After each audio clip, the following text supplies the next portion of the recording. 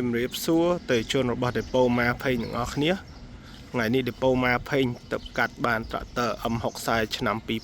2022 ត្រាក់ទ័រនេះដែរគឺកន្លះកង់កាប់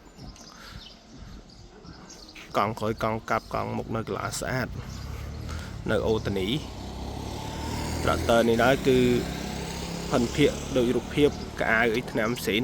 រៀបចំគ្រឿងក្រមមិនសិនប្រអប់លេខធានាអត់ទាន់រើត្រាក់ទ័រនេះ022 1000ម៉ោងបន្តិចមួយឈុតមានមកមានប៉ែលអង្គលហើយនឹងគប់បើបងប្អូនមានចំណាប់អារម្មណ៍អីអាចមកមើលផ្ទាល់នៅដេប៉ូម៉ាភេងផ្ទាល់ក៏បានហើយមួយទៀតអាចតាក់ទងមកពេកដេប៉ូម៉ាភេងឬមួយក៏លេខទូរស័ព្ទ070 850 8 ដើម 011 5 ដើម 215 088 9ដើម 215រាល់ការជាវត្រាក់ទ័រពីដេប៉ូម៉ាភេងគឺមានការធានាជូន150ម៉ោងឬមួយខែលើម៉ាស៊ីនប្រអប់លេខហើយនឹងពងមុខធានាភិនភាកដោយរូបភាពពងឡាយពងថតផ្ទាល់នឹង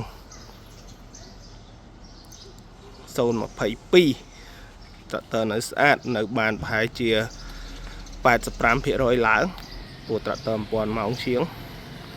បើបងប្អូនមានចំណាប់អារម្មណ៍អីអាចតាក់ទងមកបានត្រាក់ទ័រ022នេះដែរតម្លៃត្រឹមតែ 18500 គឺមកមួយឈុតមានប៉ែអង្គអង្គប់ធានាជូន150ម៉ោងឬមួយខែលើម៉ាស៊ីនប្រអប់លេខពងមុខដឹកជូនហ្វ្រីអរគុណអតិថិជនដែលមានការគាំទ្រដេប៉ូម៉ាភេង